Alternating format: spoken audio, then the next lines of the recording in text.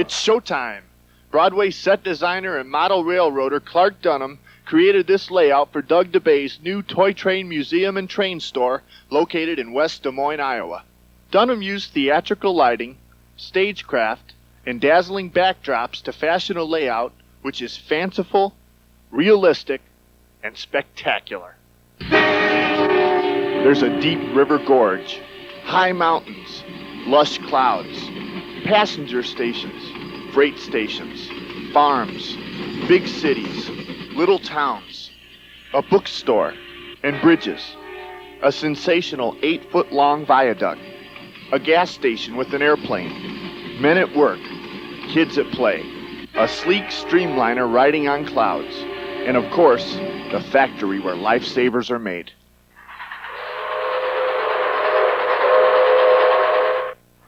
Dunham's model world is semi-real and semi-fantasy. Often the two blend. I had this experience as a kid at the 1939 World's Fair of seeing huge trains passing over high bridges, only years later to remember that it was me as a kid looking up at O-scale trains. And I have tried to incorporate that feeling in all the layouts I've done that will be seen by lots of kids. In designing a layout, Dunham's first step is to arrive at the basic idea. What does the person viewing a model train think he or she sees? And I think that he or she sees what they saw in the catalogs that we as kids all looked at and yearned for. The backdrops suggest an Art Deco style of art, similar to the 1930 Lionel catalog cover.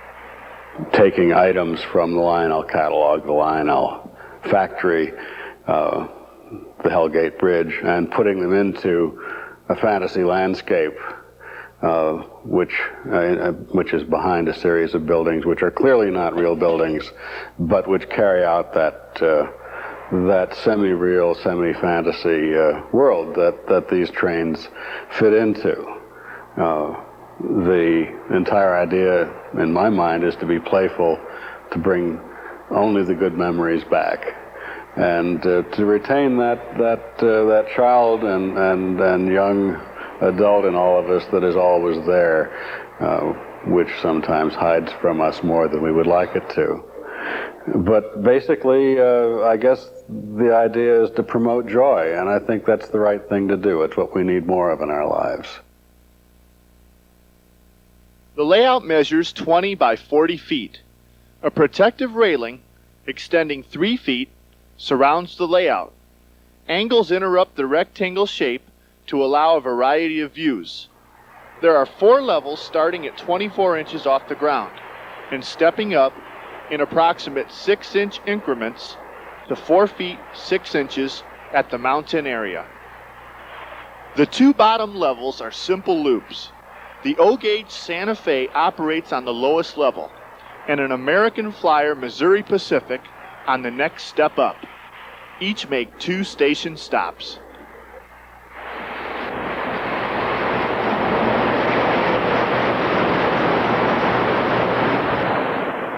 Four trains operate on the 3rd level. A Rock Island 040 switcher leaves its shed, goes behind the station, stops, and returns.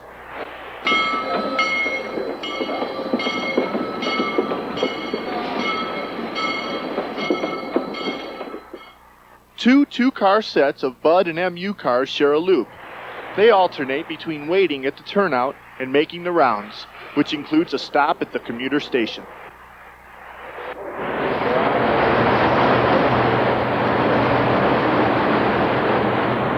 The 4th train on the 3rd level, a grain train headed by a Rock Island Jeep, travels a loop at the front half of the layout opposite the mountain. Appropriately, the grain train makes stops at the grain silos. The top level has 2 mainline loops, 1 passenger and 1 freight. A Great Northern F3 diesel and a Wabash 462 steamer operate on the passenger loop. 2 freights, one headed by a Southern Pacific switcher, and another by a Chicago and Northwestern Jeep occupy the freight loops. There are 4 main levels, but that fourth level actually represents 3 levels. The main upper level of the layout is a triple figure 8. And each time it crosses itself above itself. So it starts out at 3 feet 3 inches at the front of the layout and winds up at 4 feet 6 inches at the back of the layout.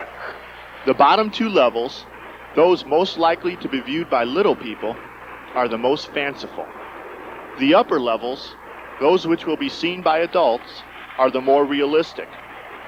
But there's fancy there too, to help transport the adults back to when they were dreaming about toy trains.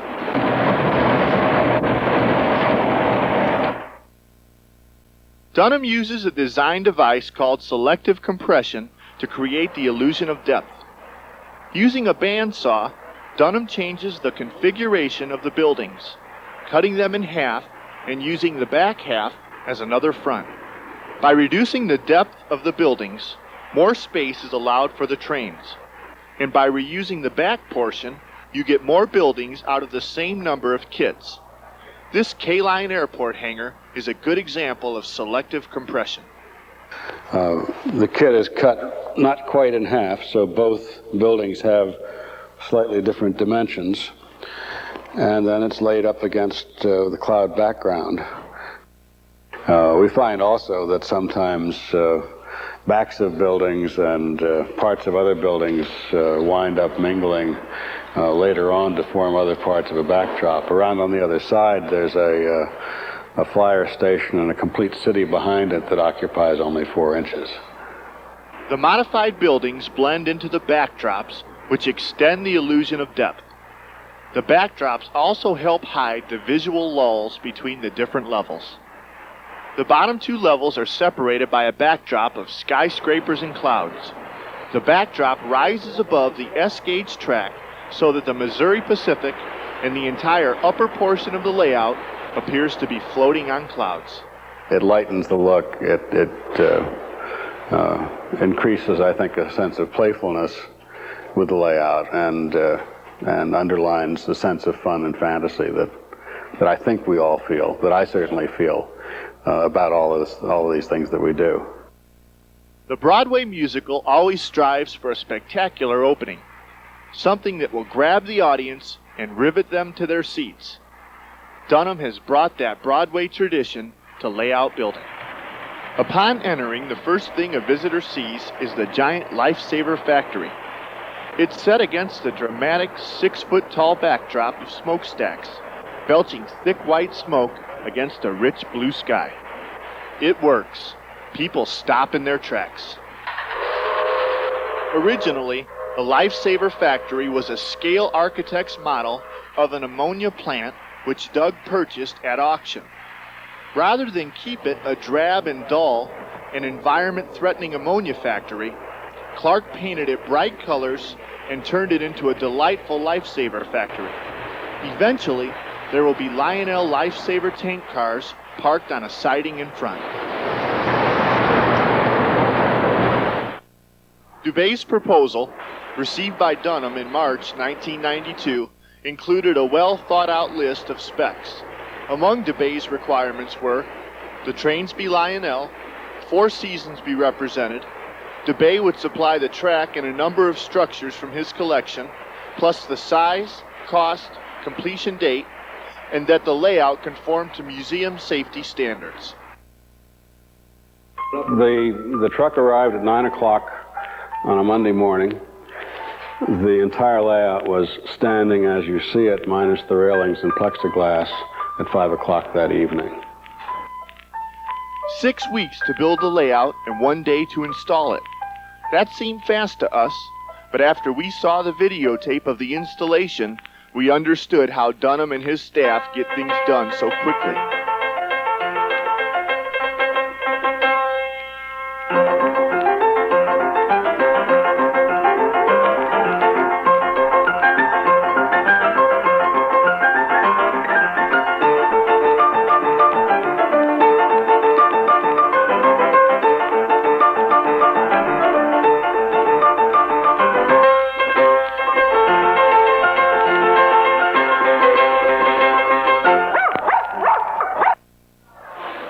Clark Dunham has combined his two great loves, the Broadway stage and toy trains, to create a layout which evokes memories and images of a time when all a kid dreamed about was building the biggest and the best toy train layout in the world.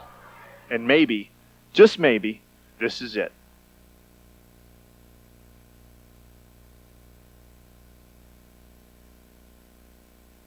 The type of layout that I was really looking to build was one that I could operate the trains and show the operation of all the accessories. The trains are so much more fun when they're active and animated and moving. I like the noise.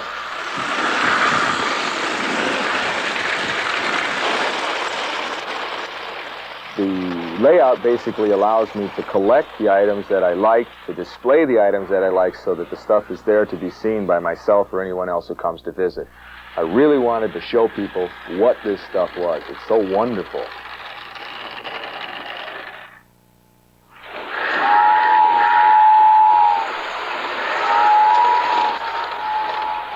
So the department store or the store type layout where you can put the pieces out is really what I tried to do.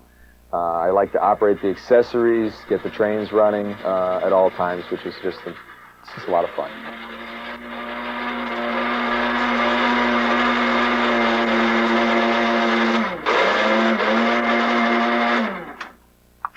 There's 4 loops here. We have an outside standard gauge loop with a passing siding. Then there is a dedicated wide radius O-gauge loop to run Hudsons, Hiawathas, 752, Union Pacifics and such. Then in the middle of it all, I built what I would consider to be the type of layout any kid would have loved to have. There's 2 loops connected by track, switches so that you can run from one loop into the other, all the way in, all the way out, a reversing loop, a passing siding for the freight work that can be done so that you can hag cars down by the cranes and by the log loaders and still operate them while running trains. So you can get 4 separate trains running at one time. Makes a lot of nice tin plate noise.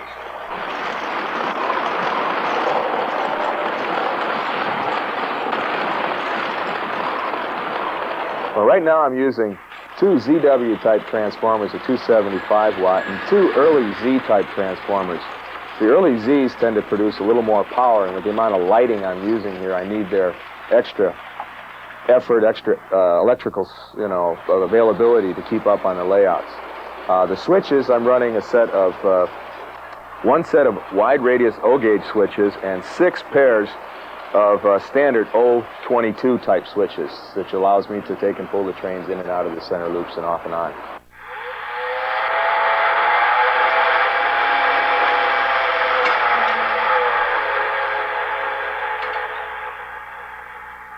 The trains that are running are basically an example of what comes off the shelves. The number 1700 Lionel Jr. I just like to run because it's so animated and most people don't see the train run. I then run, and my next line out on this freight track, I run a nice 258 hauling a long string of 2600 series cars. A lot of color, a lot of clickety-clack, a lot of fun. Then on the wide radius dedicated O-gauge loop, I'll usually run either a 260 Lionel steamer with a set of 800 series freights, or lately I've been having fun running a 763 with a set of full-scale, semi-scale type freight cars, along with a 227 switcher cut in, hauling a full set of 2800 series tin plate cars. The outside loop has always got some standard gauge on it, and I usually will run a train for about 2 months or so before I get tired of watching it go around, and I'll bring another one down off the board. Presently we're running a number 1770 Ives engine, which is the transition engine. It's actually a 390 Lionel, with a series of 500 series freight cars. The layout measures 23 feet long by 14 feet across. It's set into a basement, pretty much takes up a wall-to-wall type of an arrangement.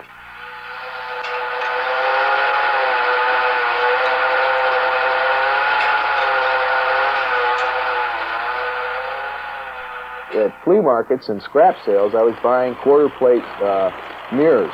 They're usually $3 or so for a 4x6 section. I proceeded to cut them down to 18 inches tall and mounted them down one wall so that when you look at the trains, you see yourself in the mirrors and you see the layout kind of like from both sides because the mirrors reflect back into itself.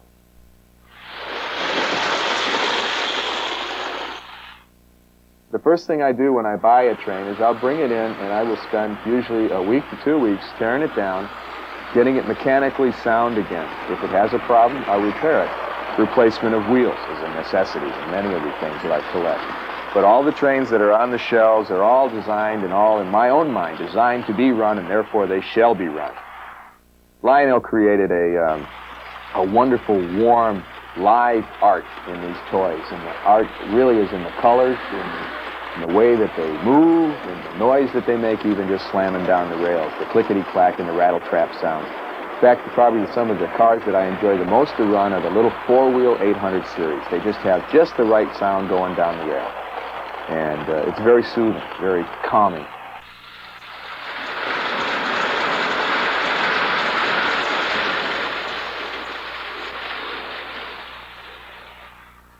Even after all this time of, going on almost 9 years of collecting with a fever, I still get nervous and I still get a little sweaty palms when I'm getting into a deal, because it's something that, it excites me, it makes me feel good, and I enjoy it.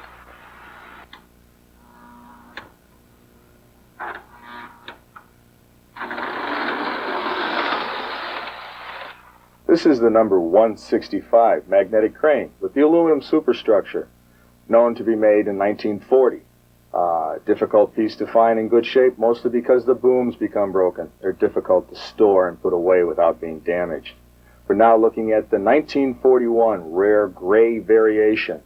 Some people feel the reason that they're gray is because of material shortages. The paints were not available to paint them aluminum. A very desirable piece.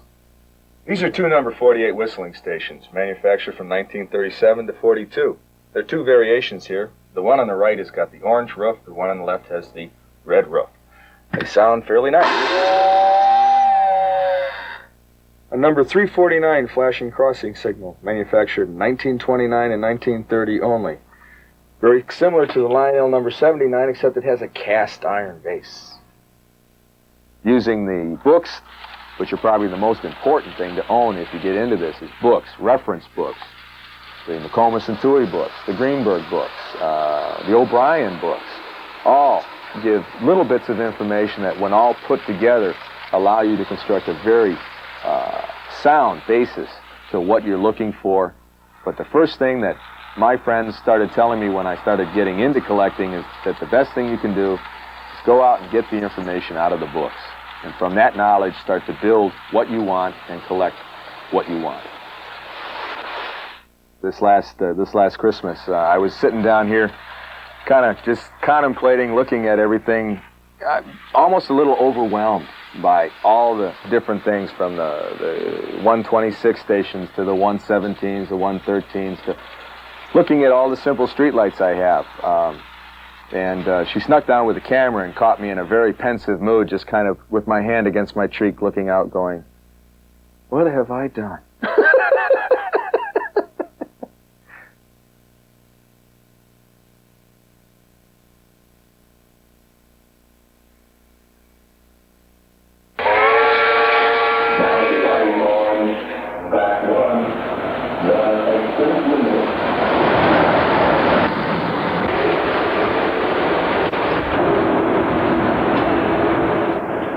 In 1987, Ron Zweig was in the market to buy a house.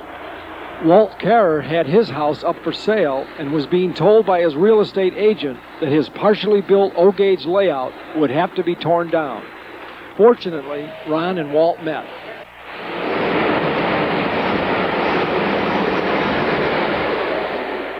Our children had gotten married and left home, and we decided to sell the big house and look for something smaller.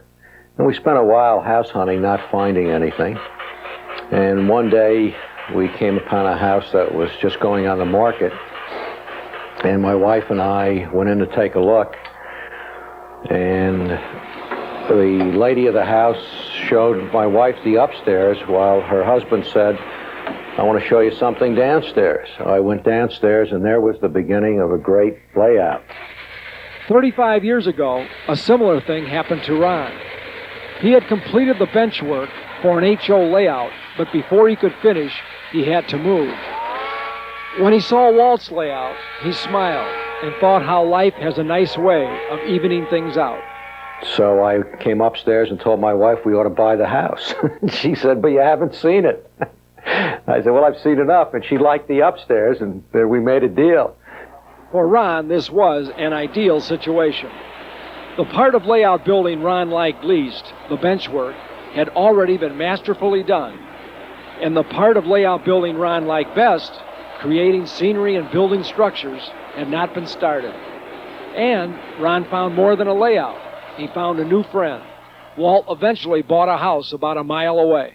And every Tuesday night, Walter comes over and helps me work on the layout, and he claims he has the best of both worlds. Now, you know, his layout is continuing, and yet he doesn't have to do all the work. We'll start our tour at the Roundhouse. The Roundhouse is a Korber kit. Sooth smoke units, the same units used in Williams and Weaver steamers, produce the smoke. The turntable is a 105 scale-foot diamond structure kit. The power feed comes in through the top rotating bracket, just like on real turntables.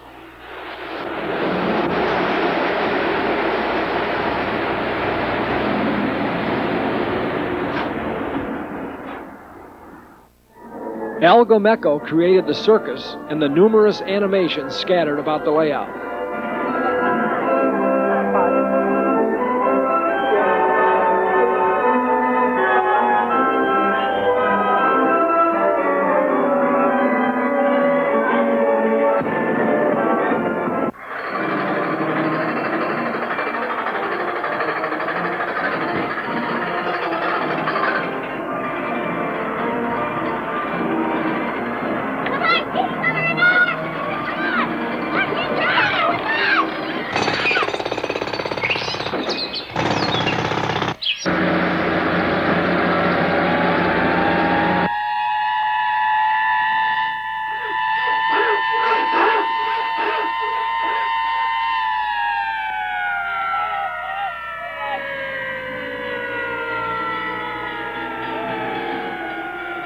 A Lionel 785 Hudson pulls a line of finely detailed scale circus cars made by Dave Reichart of Wilmington, Delaware. Ron replaced the scale trucks and couplers with Lionel trucks and couplers.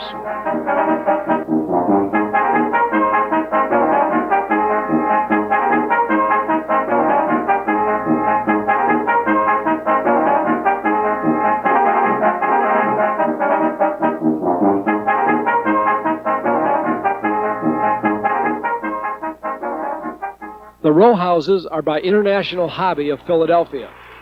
There's a park in front of the row houses surrounded by a trolley line.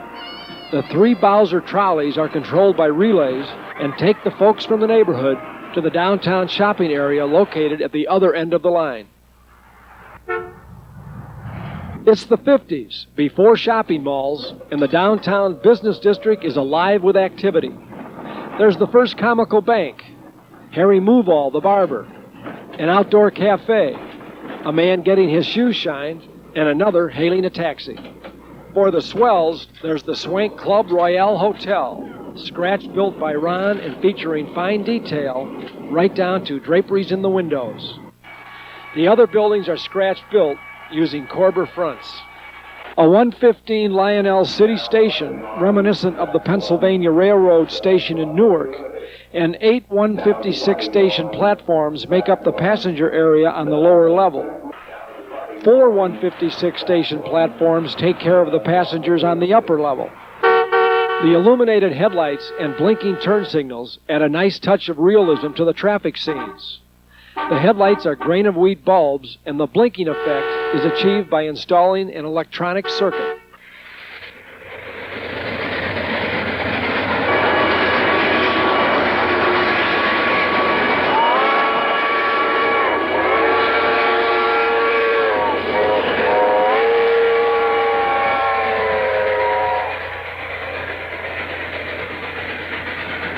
The industrial area features large and medium-sized factories, all with quirky names. There's the I.C. Berg Refrigerator Company, the Lawston Foundry, the Spare Tire Company, the Legendary, and the R.U. Knotts Lumberyard. I'm not a collector. I like to operate the trains, but I also like action on the layout, and that's why I have a lot of action-oriented either accessories or other features, whether it's the backhoe digging in the street or the house on fire and so on. I have it so that when people come and look at it, I think they enjoy looking at it, even though they may not be railroad model builders or really into railroading.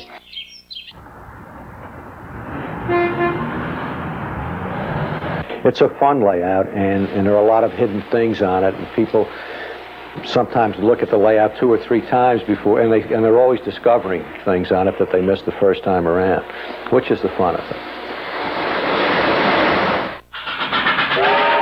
Yeah, I like the Lionel trains and some of the others, but I also like scale appearance. So what I decided was to build what some people refer to as high rail, but it's running Lionel engines on a scale-looking layout with Gargrave track and scale-type scenery, scale-type structures. And trying to blend them. I'm trying to blend Lionel scenery, or Lionel accessories, rather, into scale scenery, which I think we've done fairly successfully.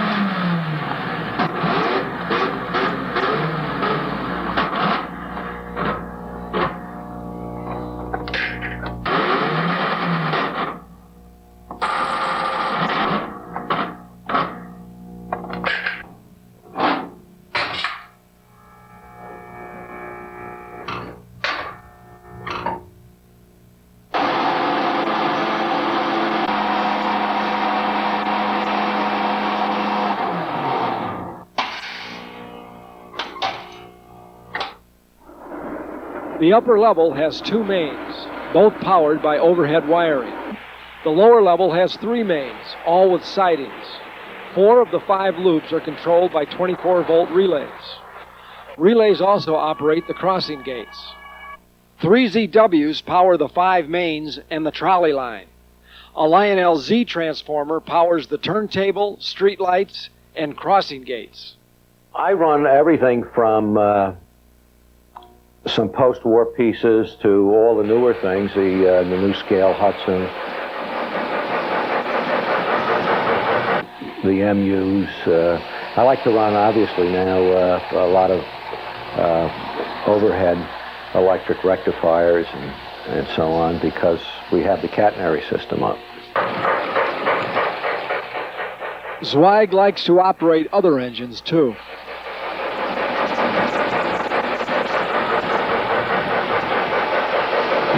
Now dividing on back one, the express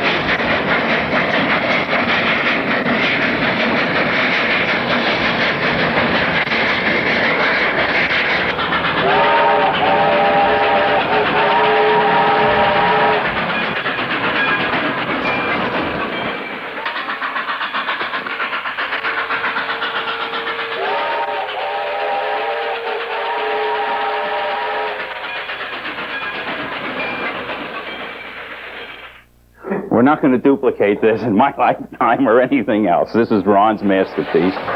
The dictionary defines masterpiece as a work done with extraordinary skill and exceptional artistic achievement. Masterpiece, a good word to describe Ron Zweig's layout. It just shows what hard work and talent can accomplish. And to think it was almost all torn down.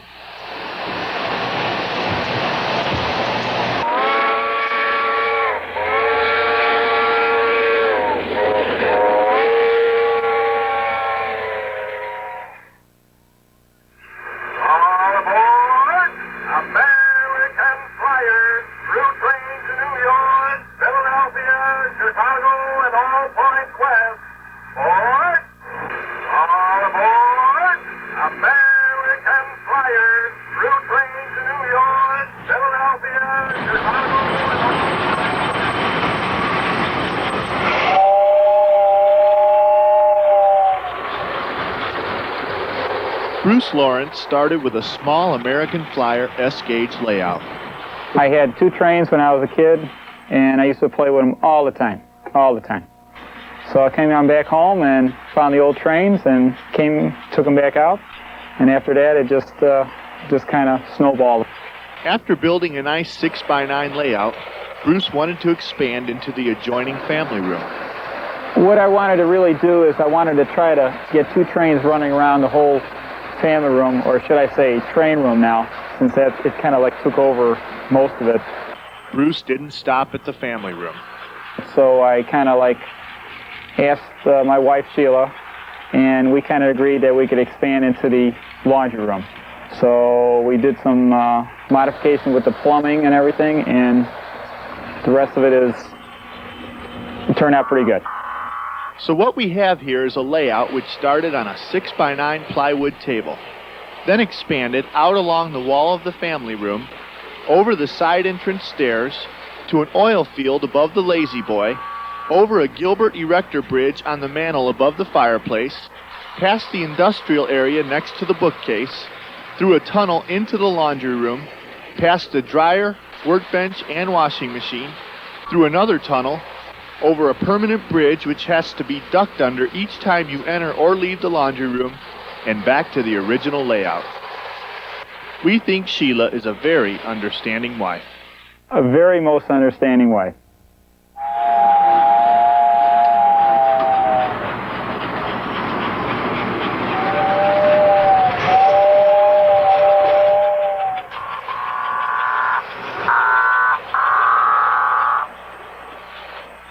Back in 1978, I was by my friend's house, and I saw his old Flyer trains, and I think I started getting a bug right then to start collecting and operating the old trains I had when I was a kid. I'm pretty much loyal to Flyer right now. Nothing beats good old 2-rail track. That's the way trains supposed to be run. I got a lot of friends that are Lionel collectors and operators. I don't know. We all have our own fun, okay? That's the main thing. I'll stay out of that one.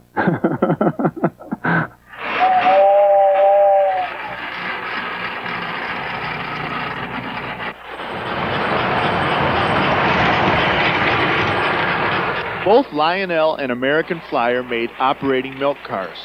While similar in appearance, the cars differ in a number of ways. American Flyer's milkman is black. Lionel's, cream. Lionel has 1 opening on each side. American Flyer, 2. And on the Lionel car, the cans are loaded through an opening on the roof. You load the Flyer car by opening a door and dropping the cans down a ramp. But in spite of these differences, both cars have one thing in common: erratic performance.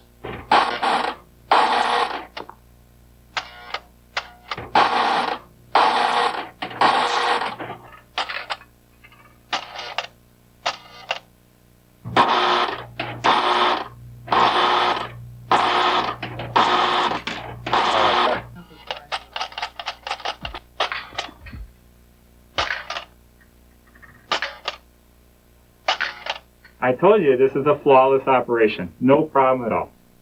Other Flyer accessories include the oil drum loader, featuring Louie the Loader.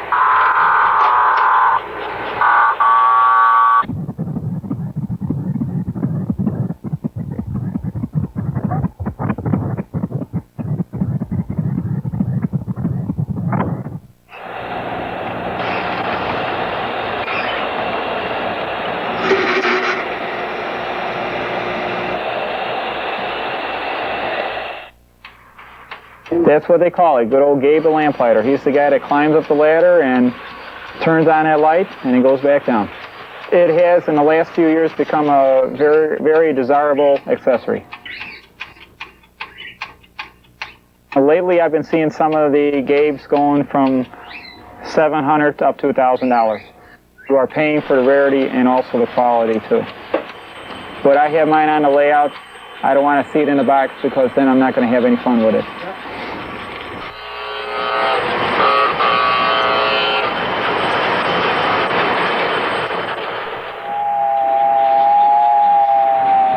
Bruce wanted to build a toy train layout like those built in the 50s. I got plywood, homosote, plus the roadbed, and it makes a very quiet layout, and you could hear the choo-choo. And you got to hear the choo-choo. His goal was to have fun with some toy trains. And I enjoy it because you're always building something all the time. I have more fun building it than actually operating it, but operating is still a lot of fun too.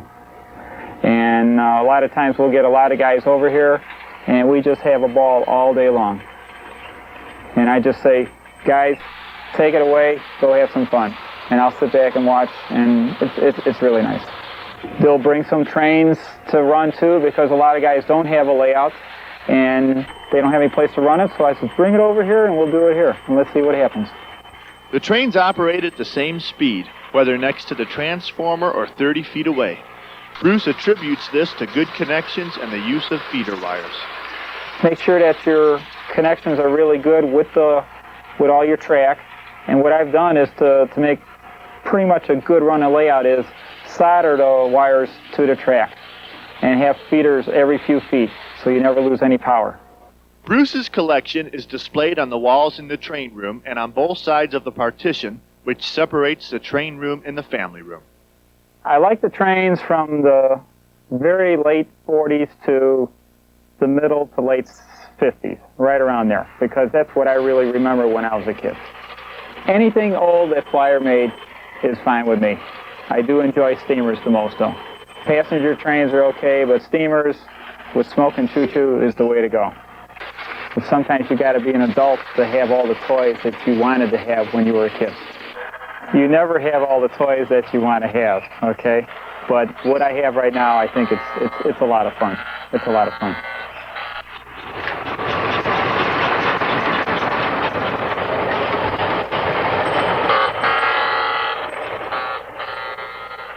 All this started 12 years ago. Now Sheila and Bruce have 2 boys, and they are eyeing Dad's space for things like ping pong tables and air hockey. I've had the layout up since I built the layout starting in 1979, so it's been an easy 12 years plus that it's been up. And I think it's time for me to take it down, and I have to give a little bit more to my 2 boys and the wife. So we're going to put the trains away for a few years, and then someday they're coming back out.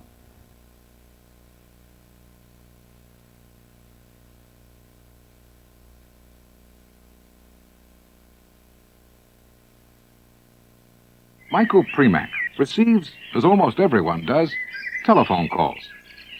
The Premacks have several phones. There is one in the basement, and when that one rings, Mike always knows what the call will be about. Toy trains. Michael Premack is not in the toy train business. He is a dentist, but he does have a toy train layout, and that is where the phone in the basement comes in. It is part of the layout. 2 phones, actually. Premack and another operator can call each other on these phones, becoming dispatchers, ordering cars delivered to towns, making up consists from a switchyard for drop-offs at various sidings along the main line. Often, the other operator is Premack's son, William. Hello? Hello, Will. I need 2 culvert cars, a log car, and a coal car in that order, okay? And hurry up. Okay, 2 culvert cars, 1 log car, and 1 coal car. Got it. A mountain separates 2 towns. It is situated so the dispatchers cannot see each other. It also envelops the trains, which Premack likes. for something to be interesting to watch for any period of time, you don't want to see the train at all times. I think the train has to disappear. It can go into a tunnel. It can go under the table someplace or a hidden track and then suddenly reappear and then disappear again. If you see the train all the time or is just going around in a circle, it gets kind of boring quite quickly. None of the switching on the 25 by 25-foot layout is done by hand. Every train, every engine, every car is moved without touching it. The idea is to assemble a train consist in a proper sequence, or to fill orders for specific cars, such as Premac's order to Will for 2 culvert cars. Passenger trains run on a schedule on the main line, and the operators have to do their switching without running into them. The whole operation is designed to simulate the operation of real railroads. To learn how those worked, Premac studied them. I went down to several places in Illinois, southern Illinois, around Kankakee, and several other small towns there, and I watched trains operate, and I watched sidings operate, and small industries operate. Premac originally had a more conventional layout in this basement. It had all Lionel equipment, including accessories, track, and switches. He was happy enough with it, but something gnawed at him. He wanted his switchyard to look better than it did. Lionel switches were the problem. They kept tracks too far apart for a switchyard to look realistic. In 4 feet of space, the width Premac had available to him, Lionel switches would allow the placement of only 6 tracks side by side. At a local train meet, Premac saw a display of custom switches by Steve Bernyson. When I told him about the ideas I wanted to incorporate in a layout, he was really quite helpful and helped me basically design the main track line, or the main track plan of the layout. And with his switches, I was able to get the tracks closer together, and they had the look of a real railroad. The Bernyson designed switches would allow Premac to place 15 tracks side by side in the same area that Lionel switches would allow only 6 tracks. With the switch problem solved, Premac could turn to scenery, much of which is rather striking. The mountain, partly crafted out of dental plaster, looms over the 2 towns, one called Hillside and the other Heaven, so named because that's where Mike's wife says he is when he's playing with his trains. A deep river gorge is spanned by a trestle bridge that offers the kind of dramatic vista usually associated with HO layouts. Premac achieved this scale look by building the mountain from the ceiling all the way to the floor, not stopping at table height like most tin platers do. The mountain, almost 8 feet high, is 15 feet long and sprinkled with colorful trees. Some of the trees were bought in the store, ready-mades, but these tall pines were made by, they're a tapered dowel and some like crinkly papers glued on. We put gray paint on here with a black wash, and this is steel wool sprinkled with green foam. Conforming to his wish to have trains that pass from view, there are 2 tunnels on different levels. Premac could not find tunnel portals that were wide enough to accommodate 2 sets of tracks, so he cut single portals in half and spliced in extra sections to achieve the required width. The track is Gargrave's T-rail. Looks pretty much like real. It has wooden ties. You can also bend it to any radius you want. The trains are controlled by ZW transformers, and each control panel, of which there are 2, has 2 ZW transformers. Each ZW controls one of the main line and the yard. This is a double main line layout, and each main line is capable of running about 3 to 4 trains. There's a block signal system here that works on relays.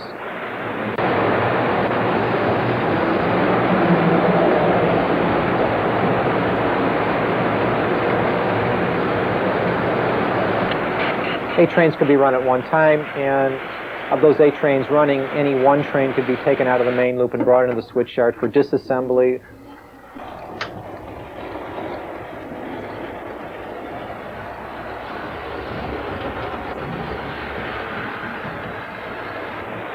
There are some sidings on the layout that store things. We have a snowplow on one siding over here. There's a logging siding.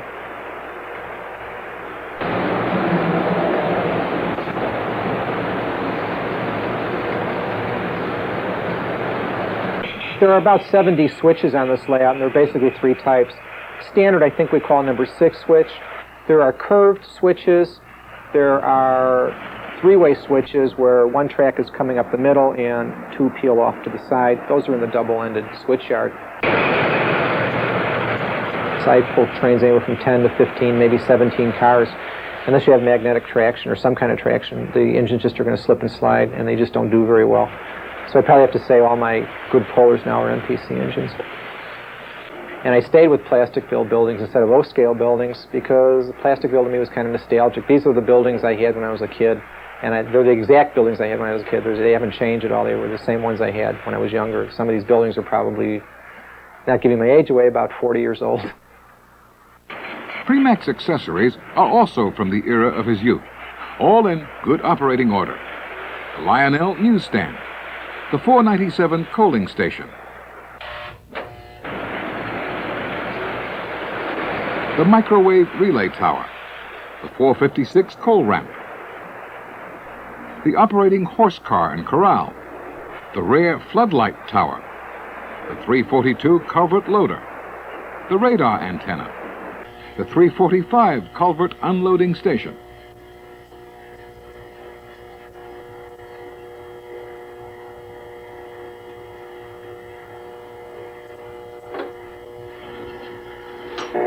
the 415 diesel fueling station, the 375 turntable,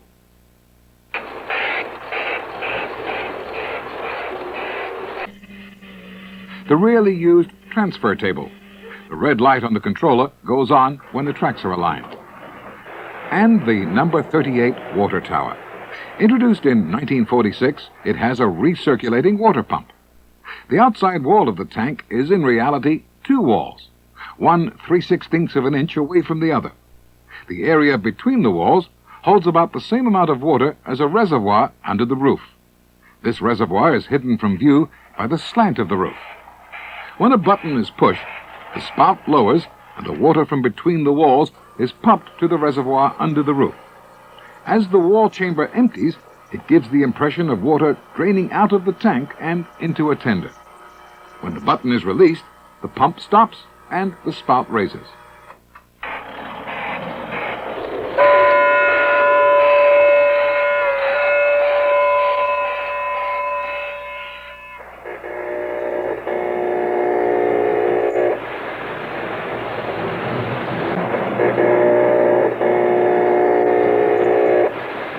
This is a superb layout, although Michael Premack would like to add some scenic backdrops, and perhaps this and that.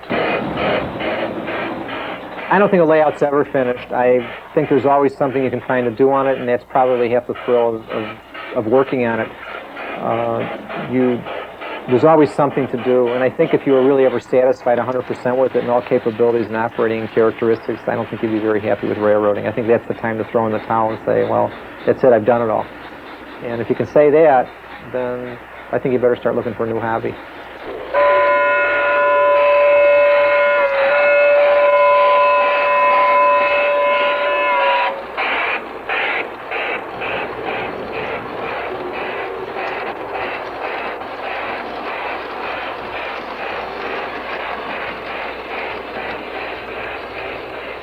I don't think we ever grow up, really. I think the toys that you have as a youngster, if you're going to stay involved with them, are the toys that you take through to till the time you leave this earth.